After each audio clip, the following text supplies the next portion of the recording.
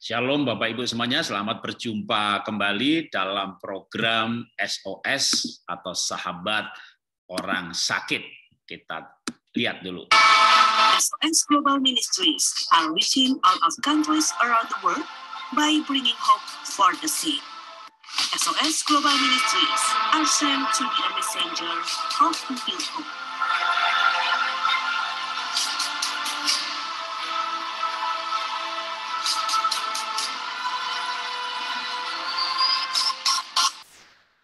Ya, Sahabat Orang Sakit bekerja sama dengan saya, Jarod Wijanarko dari KIB, Keluarga Indonesia Bahagia.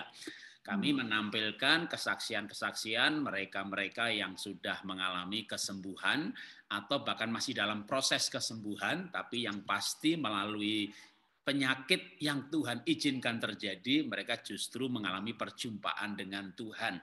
Atau sudah mengalami perjumpaan dengan Tuhan, bahkan sudah melayani, tapi motivasi pelayanannya dimurnikan menjadi lebih giat melayani sebagai sebuah kesempatan yang kedua ketika diberikan hidup kembali oleh Tuhan. Ada yang tetap sakit dan prosesnya panjang sekali, tapi justru melihat jalan-jalan Tuhan. Mujizat bukan hanya sakit sembuh, tapi ada mujizat pembiayaan, ada mujizat pertolongan Tuhan, ada mujizat penyediaan yang dibutuhkan. Tapi yang pasti semuanya mendatangkan kebaikan dan disaksikan dalam program kesaksian Sahabat Orang Sakit. Nah, sudah banyak sekali yang bersaksi bagaimana Tuhan begitu baik, justru melalui penyakit yang diizinkan, lebih dekat dengan Tuhan, mengenal jalan-jalan Tuhan, mengenal kasih karunia Tuhan. Dan kali ini kita hadirkan seorang hamba Tuhan, yaitu Bapak dan Ibu Ari Sanjaya. Ya, selamat pagi Bapak Ibu. Selamat pagi. Selamat pagi, Pak Jarod. Ya, saya dapat infonya ini luar biasanya adalah Bapak di usia 75 tahun, ya, dan terkena COVID. Wah, ini luar biasa dan sembuh karena banyak sekali yang lebih muda saja. Ya emang kehidupan itu misteri Tuhan ya. Tapi saya akan ambilkan foto dulu. Ini adalah foto Bapak Ibu sebelum sakit ya. Ya. Ini di Tanjung Pinang atau di Belitung? Belitung, Pak. Belitung, ya mirip memang Belitung sama Tanjung, sama Bangka Belitung satu kawasan, batunya gede-gede banget. Saya sudah ke sini juga di Belitung, juga ke tempatnya syuting Laskar Pelangi. Ya, Oke, saya akan memberikan kesempatan sama Bapak Ibu. Sebenarnya apa yang dialami, gejalanya gimana, kapan, singkatnya kok bisa sampai positif COVID itu gimana Ibu? Silakan Bapak atau Ibu yang mau bercerita, bergantian boleh. Oke. Saya kan selama melayani itu banyak juga berjumpa dengan orang-orang. Khususnya pelayanan di penghiburan, kedukaan, ya, pemakaman, seperti itu. Walaupun sudah protokol kesehatannya dengan ketat, tapi ya walau alam ya, saya bisa kena juga. Ketatnya gimana kalau acaranya kita udah tetepin kalau meninggal cuma 2 kali aja pelayanan. Yang pertama adalah tutup peti 1 malam, yang kedua berikutnya besoknya pemakaman. Biasanya kan bisa 3-4 malam, tapi itu cuma 1 malam dan besok pemakaman. Dan jemaat secara keseluruhan sudah maklum. Kemudian saya nggak tahu kena di mana. Saya merasakan di akhir Januari tanggal 30 kalau nggak salah. Ya. Saya merasa meriang, badan meriang dan badan lemas. Badan lemas sampai hampir nggak bisa berdiri. Nah, kemudian kita kan rumah kami dekat dengan rumah sakit Husada. Kami ke Husada swab PCR. Malamnya kami dapat email Nyatakan dua-dua positif, suami istri. Oh, ibu juga? Iya. Wah. Nah, dari situ kami ke rumah sakit yang dekat, yaitu di Kemayoran, Hermina. Tapi mesti nunggu 3 hari di ruang tunggu tanpa ranjang, duduk di bangku. Sementara ada dokter di situ, saya konsultasi, kemudian dikasih obat. Nah, setelah dari situ ada teman yang kenalin saya di Siloam khusus COVID di Kelapa II, Karawaci. Akhirnya kami diantar sama anak yang pernah kena COVID juga, tapi udah sembuh. Ya, kemudian kami diantar ke sana. Di sana kami berdua dikasih satu kamar yang bisa berdua suami istri. Tapi setelah saya dirawat kami dirawat 5 hari di sana, dokter bilang sama saya, Pak, Bapak harus ke high care, ICU, dia bilang. Karena napasnya Bapak nih nggak seperti orang di Uber gitu ya. Tersengal-sengal. Sengal. Kemudian kami ke sana, sementara Ibu Alin, istri saya, masih tetap tinggal di situ karena dia praktis OTG. Wah. Ya. Kemudian saya di ICU, Ibu Alin nanti cerita sendirilah bagaimana setelah itu. Tapi yang jelas saya dirawat di rumah sakit tuh total 51 hari, Pak. Waduh. Ush. Ya. Panjang sekali, 51 hari. Wow. Di antaranya 30 hari di ICU, 13 hari di tanda kutip dimatikan, ya, dibuat tidak sadar.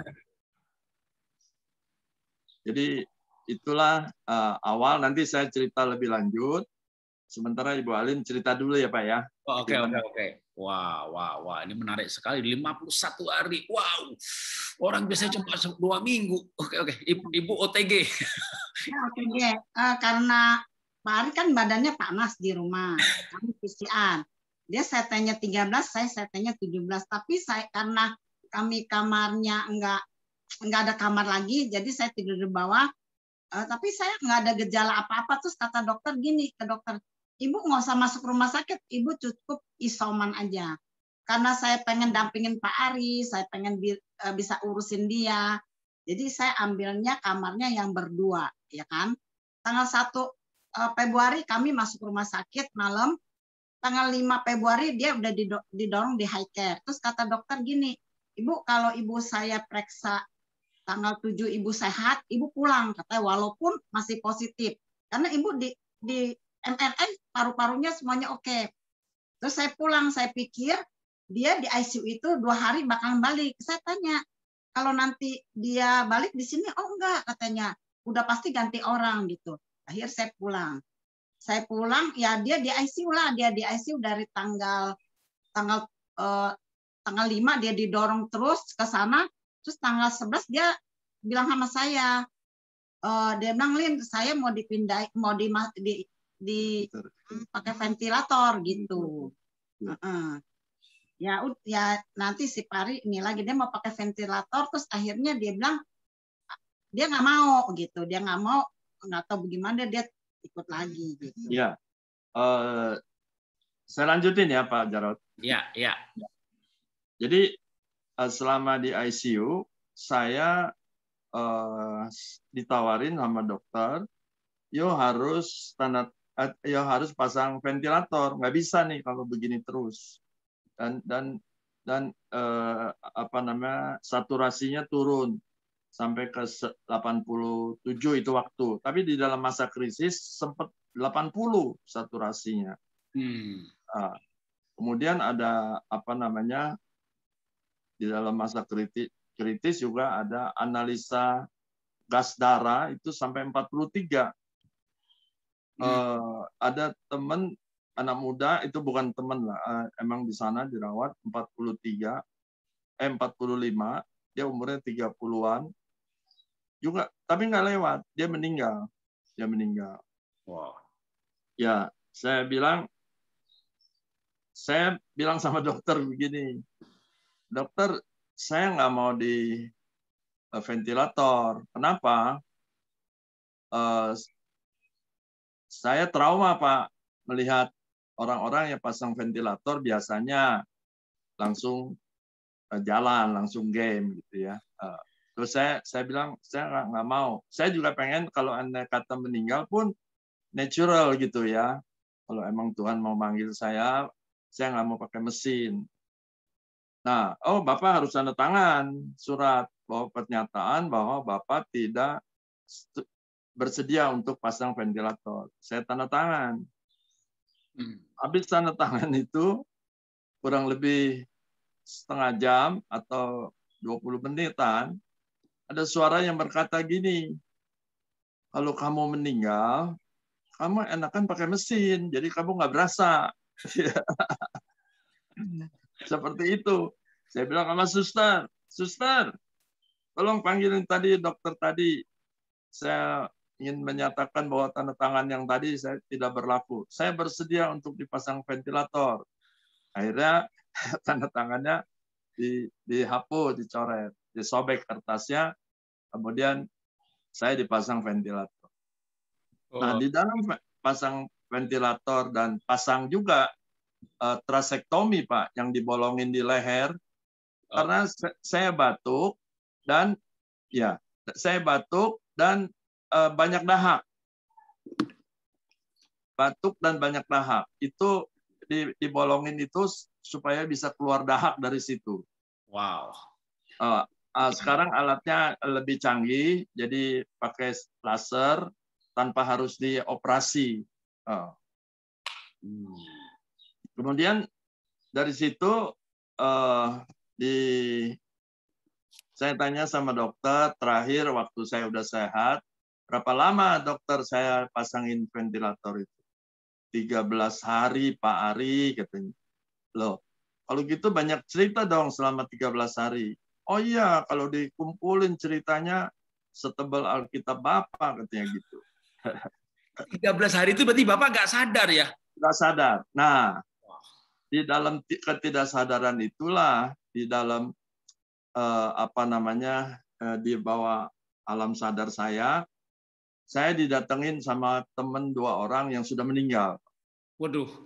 Ya.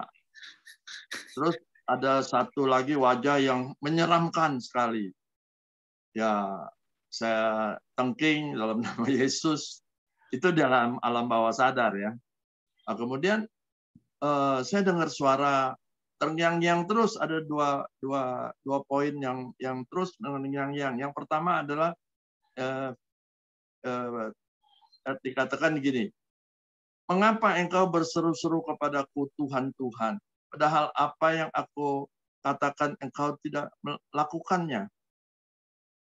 Nah, setelah saya cek, itu ada di Lukas 6 ayat 46. Saya bilang, ya Tuhan, ampuni saya Tuhan. Mungkin selama hidup saya masih banyak yang saya belum lakukan kebenaran firman-Mu. Ya, ampuni saya.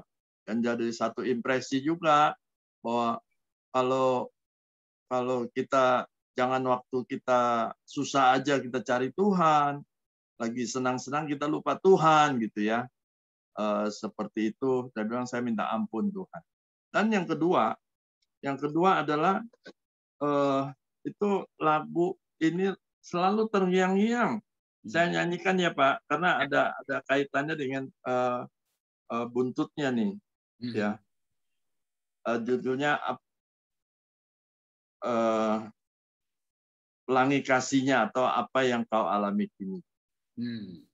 Apa yang kau alami kini mungkin tak dapat engkau mengerti. Satu hal tanamkan di hati, indah semua yang Tuhan beri.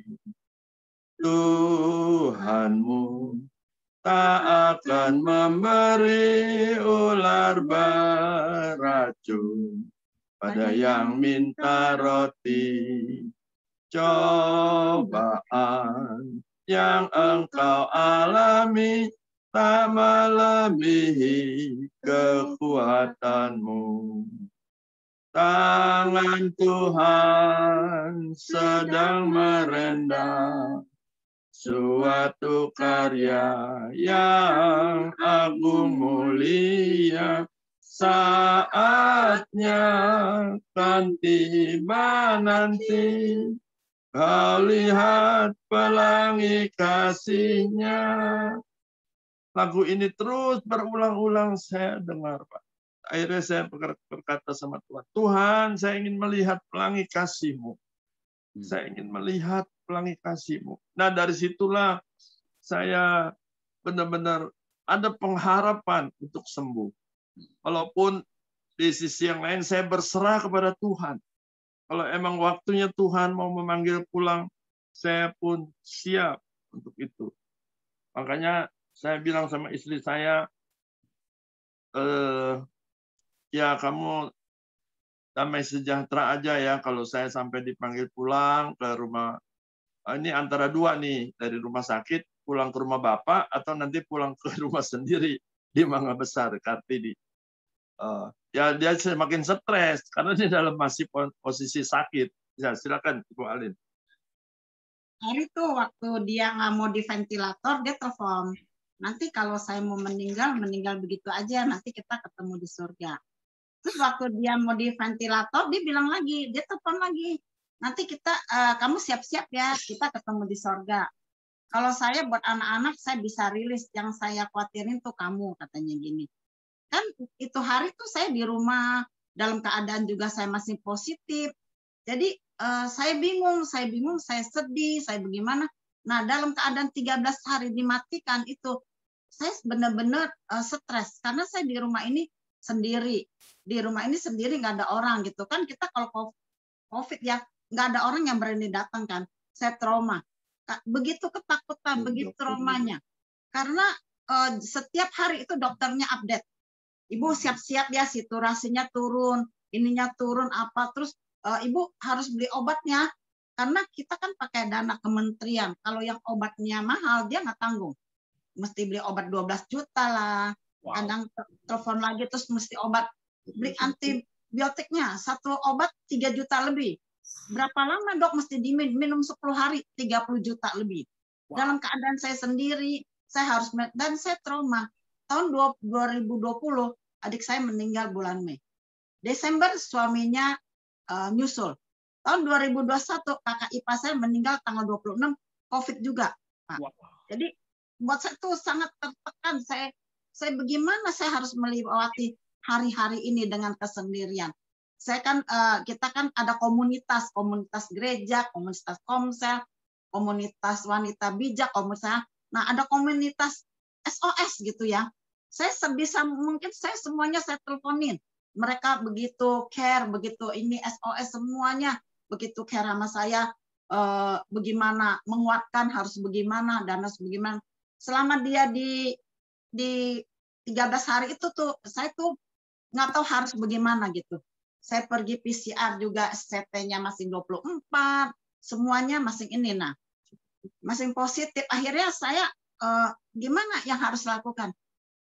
Saya bilang saya tidak bisa mengandalkan manusia terus gitu ya. Walaupun mereka jauh tapi yang saya mesti mengandalkan kepada Tuhan gitu loh. Saya belajar, saya lebih intim lagi dengan Tuhan. Saya baca firman Tuhan setiap hari. Saya tulis di folio, kertas setiap hari, tiap malam tulis bisa berapa lembar. Tuhan Yesus engkau baik, Pak Ari sembuh, Pak Ari sehat. Saya sembuh, saya sehat. Saya cari-cari buku khotbahnya Pak Ari. Dia ada iman, pengharapan, dan kasih. Dia bilang kalau iman itu harus ada pengorbanan gitu ya. Wah, saya situ baca benar-benar saya ada tantangan dengan iman situ. Saya udah siapin bajunya Pak.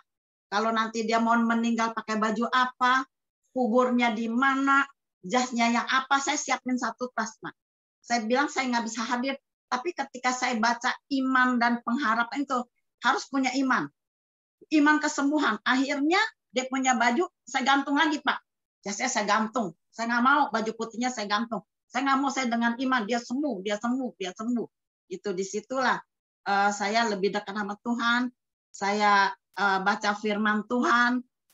Dari ini orang SOS, ketika saya positif udah negatif, ada salah satu orang SOS tiap malam datang temenin saya tidur, Ibu Cen tiap malam dengerin saya ibu tidur, terus saya diajak tidur nginep lagi di rumah orang SOS. Mereka tidak takut dengan saya, walaupun saya baru negatif, mereka tidak takut, sama begitu luar biasanya mereka. Disitulah saya saya bilang sama Tuhan Yesus, Tuhan Yesus, kalau boleh kasih saya 10 tahun lagi untuk Pak Ari bisa ada bersama-sama saya. Apa yang saya harus lakukan? Mungkin dalam keadaan karena kena COVID, saya tidak merawat dia. Saya mau minta maaf dengan Pak Ari, dengan suami saya, selama melayanin dia, karena saya mengatakan iya, tapi saya di belakang saya bersungut-sungut. Jadi saya kasih kesempatan lagi. Benar-benar Tuhan Yesus kasih kesempatan saya. Di hari saya juga nggak berani mengharapkan, saya hanya mengharapkan gini, terima kasih Tuhan dengan hari ini saya nggak pernah mengharapkan kalau tanggal 8 April itu terjadi ulang tahun saya nggak pernah, Pak. Jadi saya kasih waktu. Nah, ketika dia udah negatif dari Kelapa II pindah ke Siloam, dia kan total 35 hari di Leguret, 30 hari di ICU, 16 hari dia dipindahin ke rumah Siloam Karawaci yang non COVID. Dia tanggal 7 dia udah negatif, dia dipindahin di sana. Nah, saya udah negatif, saya langsung samperin dia. Saya minta maaf Pak sama Pak Ari. Maafin saya kalau saya jadi istri masih bersungut-sungut. Dia hanya mengatakan ya udah. Dia jawabnya datar, tapi saya begitu antusias. Iya, ini yang gambar ini setelah sembuh setelah yang lewat 13 hari ini ya? Ya, betul. Mau dipindah.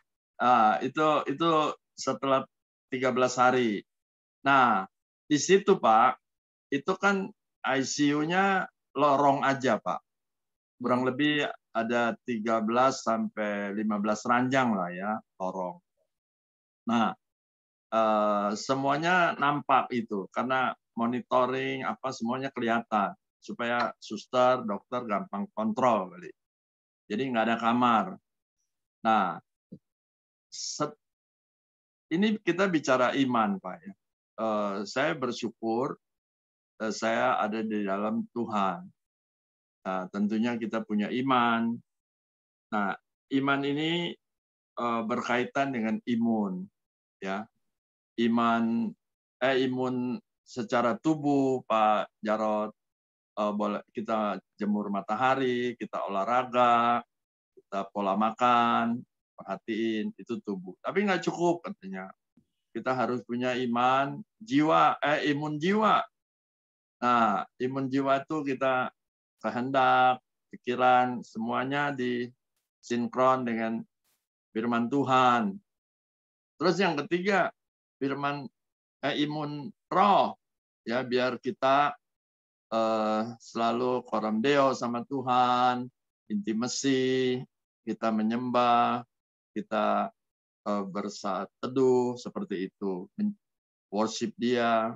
Nah, di dalam saya di ICU itu hampir tiap hari Pak, walaupun hordengnya ditutupin seperti orang kita mau mandi, saya bisa lihat dari celah-celah. Hampir tiap hari itu ada peti mati lewat, Pak. Salah satu yang di ruangan itu pasti meninggal. Waduh. Bagaimana kalau kita nggak punya iman, Pak? Itu pasti imun kita down. Nah, disitulah saya bersyukur ya bahwa semua kejadian ini membuat saya lebih sadar lagi bahwa Tuhan itu nyata. Tuhan itu pribadi yang gampang diajak ngomong. Nyata, mujizatnya nyata. Saya berserah total pada saat itu. Walaupun saya ditusuk-tusuk, diambil jarum itu, saya bilang, Tuhan, ini proses semua. Tapi ujungnya saya percaya, saya melihat pelangi kasih Tuhan. Nah, seperti itulah pengharapan kehidupan saya, ya. Walaupun kenapa saya cerita sedikit background-nya, Pak, ya. Kenapa saya mau melayani Tuhan? Dari tahun 95 saya full time di sebuah gereja. Kenapa? Ada ayat yang begitu bunyi, begitu rema dalam hidup saya, yaitu 2 Korintus 5 ayat 15 yang berkata bahwa Tuhan sudah mati buat setiap orang supaya setiap orang memiliki hidup, dan hidupnya bukan untuk dirinya sendiri, tapi untuk Tuhan. Nah, begitu rema firman itu. Kemudian yang kedua, saya pernah dinubuatkan oleh seorang nabiya dari Amerika pada saat itu, namanya Immanuel Canestrasi. Saya berdiri di belakang di dalam satu ibadah kebaktian. Kenapa saya di belakang? Karena saya orangnya tinggi, Pak, jangkung. Saya nggak mau menghalangi orang-orang yang ada di depan, yang agak pendek gitu. Dan mereka emang menunggu-nunggu untuk dinubuatkan gitu. Nah, saya ke belakang. Tapi disamperin saya, Pak, pada saat itu. Dia bilang begini, engkau akan menerima makanan dari sorga, tapi bukan mana. Saya ingat itu, tapi kemudian saya lupakan. Nah, setelah 3 bulan, bahkan dia bilang gini, belum sampai 3 bulan, dia bilang. Nah, sebelum sampai 3 bulan, emang benar saya jadinya full time, Pak. Karena proses, ya, ada beberapa, saya jadi full time. Nah, pada saat itu kan saya sebagai hambanya di sebuah gereja yang waktu itu masih kecil, saya dikasih persembahan tentunya, ya, Pak, setiap bulan. Saya dikasih PK. Ketika saya terima itu, saya teringat akan nubuatan Immanuel Canestrasi. Saya nangis, Pak, saya nangis. Saya bilang, Tuhan, bukan hanya saya percaya kepada Engkau, tapi saya mempercayakan hidup saya kepada Engkau. Sejak itu, Tuhan tidak pernah mempermalukan saya. Tuhan memberkati saya step by step terus sampai saat ini. Sangat diberkati. Yang dulunya saya belum full time, saya banyak bisa, walaupun salary-nya jauh lebih besar, tapi saya masih banyak utang sama orang. Tapi begitu saya full time, walaupun income-nya kecil, tapi luar biasa. Saya bahkan bisa mempiutangi orang. Wah, saya terkagum-kagum sama Tuhan. Kalau bicara, maaf ya, bicara persembahan, pada saat itu saya nggak bisa beli baju baru, Pak. Tapi Tuhan sediakan sebelumnya ketika saya di sekuler. Saya kalau beli baju tuh paling sedikit 3, 6 kadang-kadang. Ya, jadi begitu buka lemari, wih, bajunya banyak, Pak. Wah, sepertinya Tuhan udah sediain. Jadi kurang lebih 26 tahun ya sekarang.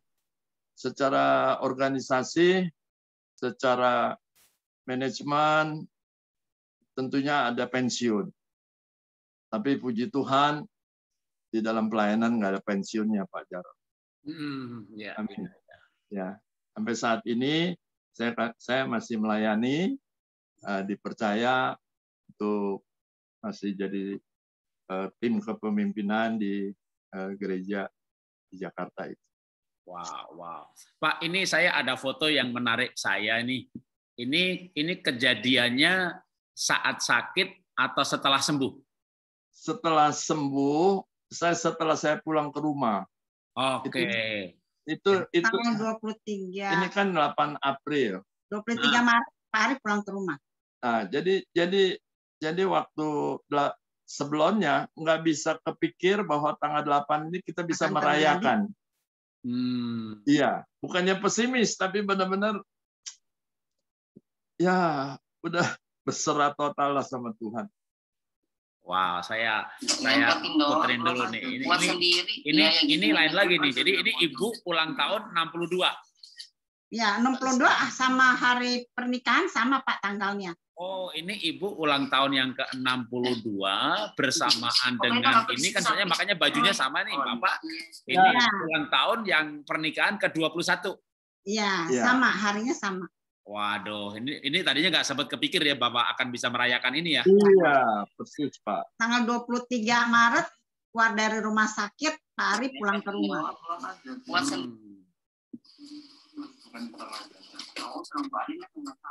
Wah. Ini tahun 2021, tahun ini ya Pak ya kejadiannya. Betul. Di usia Ibu 62, Bapak 75. Iya. Wah, ini usia yang sebenarnya rawan. Kalau terkena COVID itu rawan sekali. Ada yang sembuh tapi tidak banyak. Itu betul-betul anugerah kesempatan kedua. Seperti Ibu tadi bilang minta dikasih kesempatan lagi gitu ya. Nah, saya mau tanya sekarang.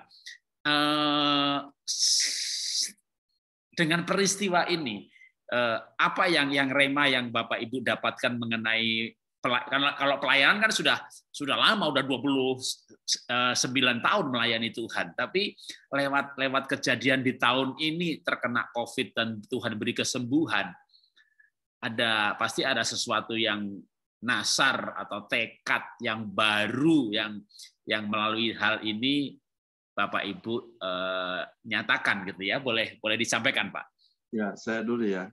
Yang pertama tentunya bahwa semua seizin Tuhan. Saya percaya kalau dia sembuhkan ada maksud Tuhan di balik itu, yaitu untuk saya bersaksi. Dimanapun Tuhan minta melalui meeting Zoom, melalui apapun, saya siap untuk bersaksi. Itu yang pertama. Yang kedua, saya selalu motivasi teman-teman jemaat bahwa COVID ini serius, ya, benar-benar prokesnya harus dijaga ketat, dan yang berikutnya tentunya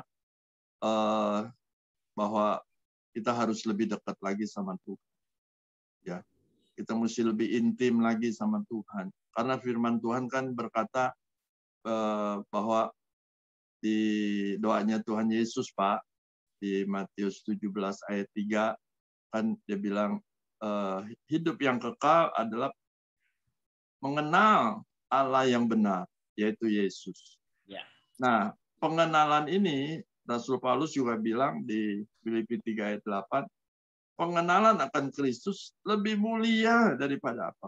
Saya bilang, perlu membangun hubungan untuk kita kenal.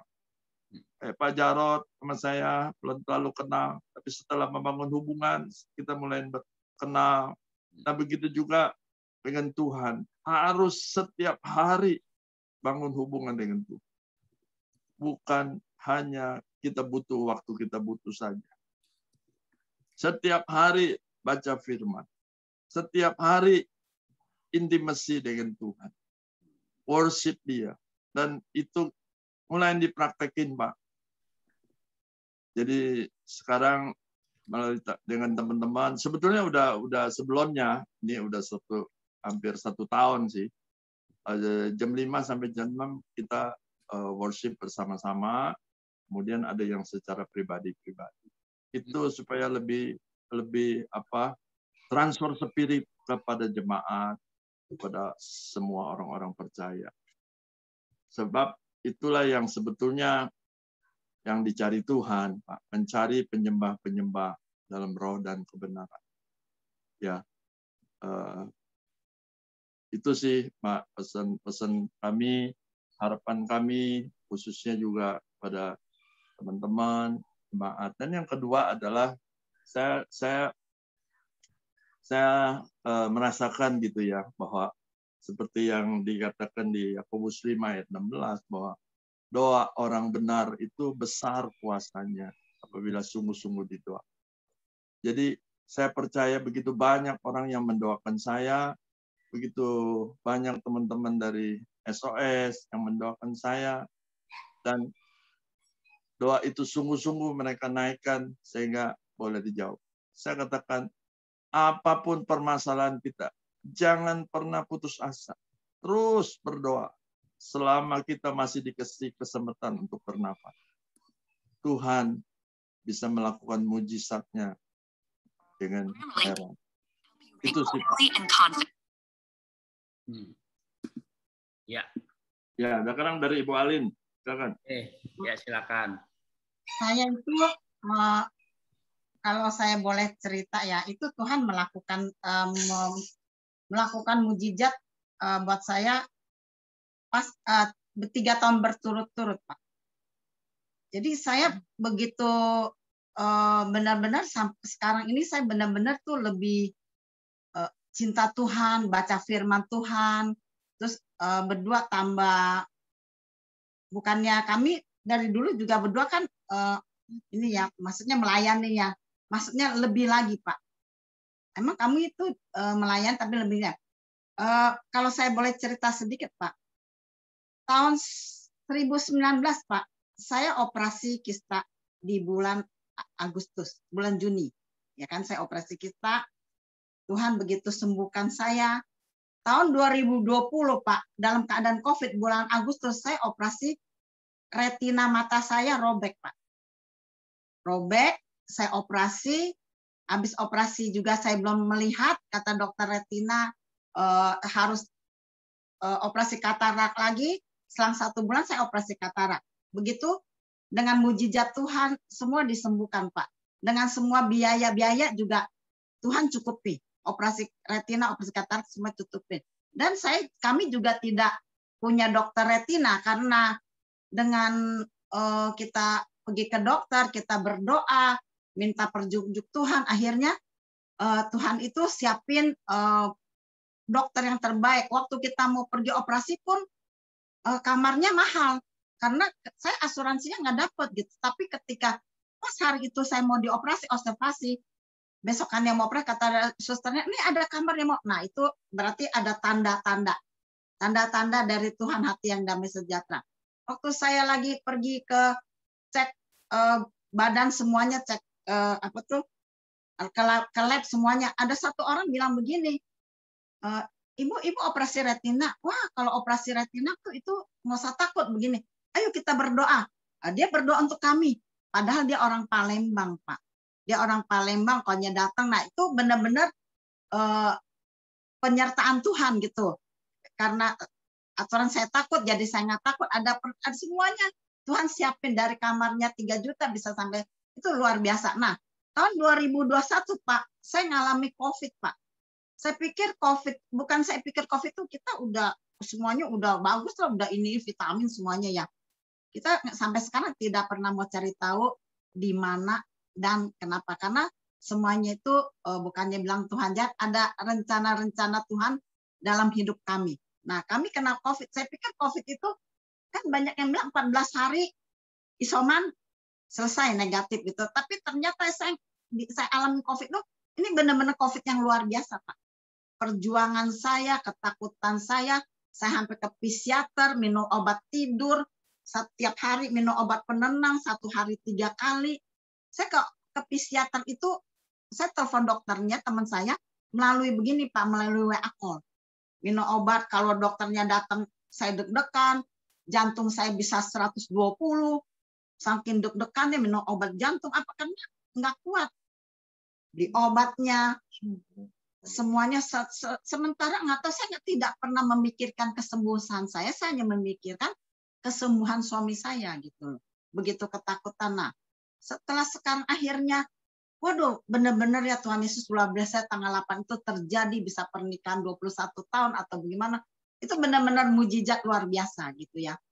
Benar-benar, jadi akhirnya apa? Ya kita benar-benar sungguh-sungguh lagi. Lebih sungguh-sungguh lagi Pak di dalam Tuhan. Lebih tiap hari baca firman Tuhan, baca berapa pasal gitu. Lebih sungguh-sungguh lagi. Tadinya saya bukannya kurang bersungguh, maksudnya nggak baca-baca inilah firman Tuhan lah, cuman kalau saat teduh ya udah gitu. Sekarang benar-benar yang Pak Ari bilang lebih mengenal lagi gitu. Kita benar-benar berdua lebihnya. Karena kalau saya boleh reviewnya, itu 3 tahun tuh berturut-turut mujizat Tuhan terjadi dalam hidup saya. Ya kan, saya kista, saya retina, saya sembuh, katarak saya sebelah kanan, tiba-tiba lagi jalan matanya nggak kelihatan, Pak. Ya, buram. Ternyata retinanya robek sepertiga.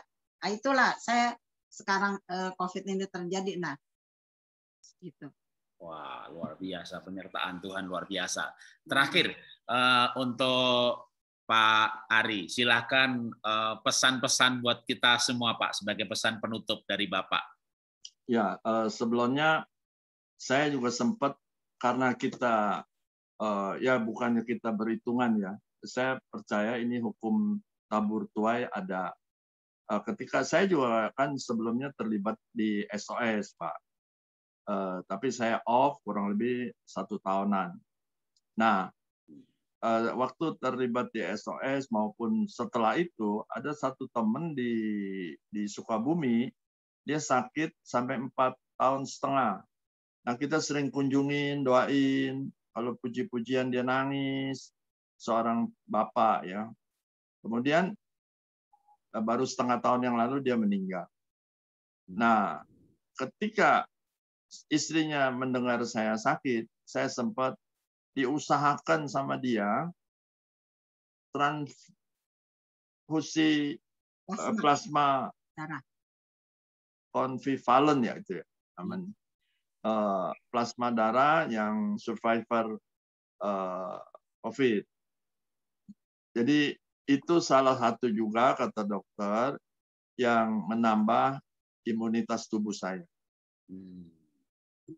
Sehingga saya bisa di usia 75 masih bisa lewat. Nah, saya yang tadi Pak Jarod sampaikan bahwa pesan ya ini zaman kasih karunia. Pergunakanlah itu sebaik-baiknya sebelum benar-benar pintu pertobatan nanti ditutup. Ya, biar semakin banyak melalui teknologi internet, semakin banyak jiwa-jiwa boleh dimenangkan buat Kristus. Melayani tidak mesti harus dibatasi oleh tembok-tembok gereja. Melayani dimanapun kita bisa melayani, diantaranya melalui SOS. Ya, kita bersyukur bahwa melalui SOS bukan saja mereka dikunjungi, rawat, tapi juga dengan kasih yang murni yang dilakukan. Mereka boleh melihat bahwa ada Kristus dan sehingga mereka bisa percaya kepada Yesus. Dan itu banyak kejadian, Pak. Tanpa kita harus susah-susah menginjilan. Kita melakukan hal yang baik buat setiap orang yang membutuhkan. Itu sudah menjadi berkat buat mereka. Itu aja sih Pak pesan saya, melayani Tuhan dimanapun Anda berada. Wow, terima kasih Pak Ari dan Ibu buat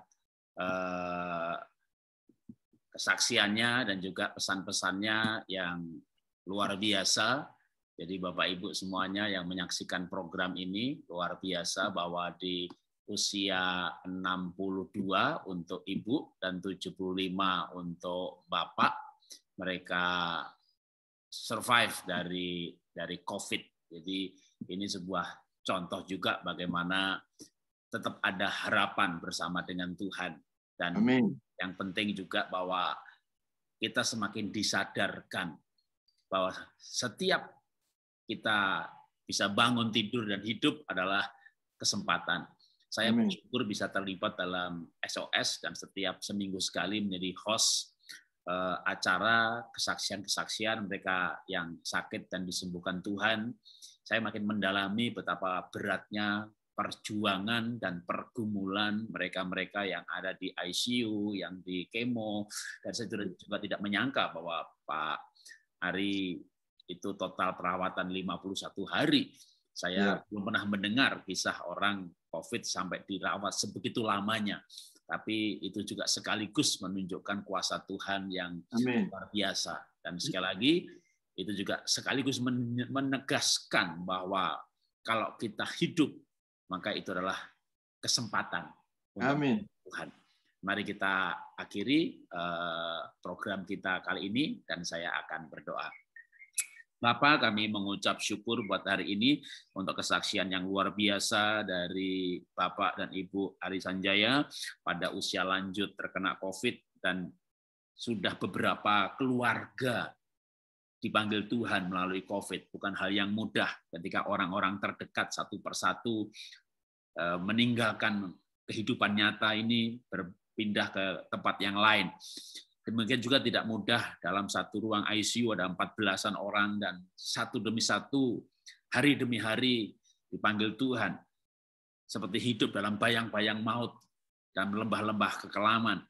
Tapi maut itu tidak menjemput.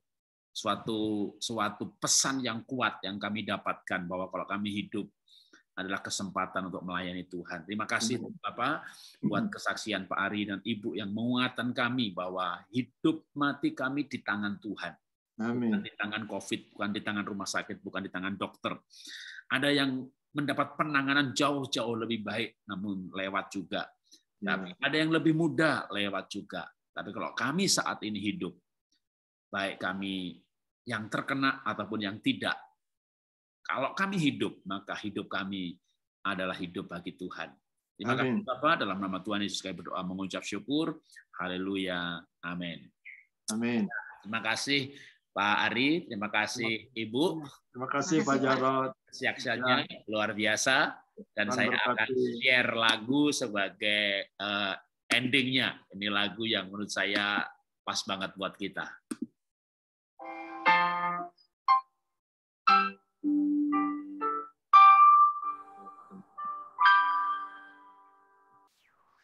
Hidup ini adalah kesempatan. Hidup ini untuk melayani Tuhan. Jangan sia-siakan waktu yang Tuhan beri.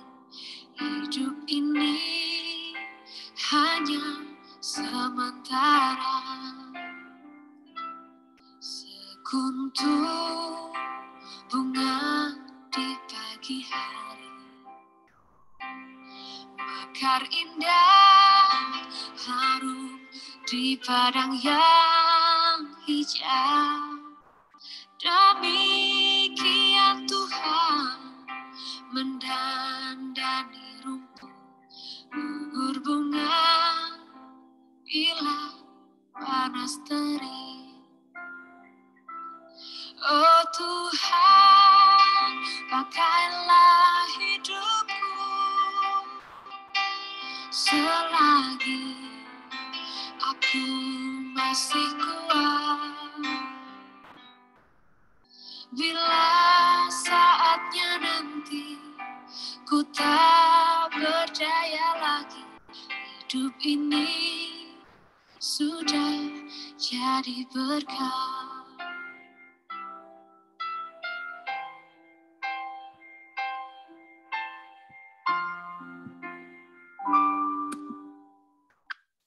Ya, itulah tadi lagu untuk mengakhiri kita sebagai pesan bahwa selama kita hidup adalah kesempatan melayani Tuhan. Tuhan memberkati.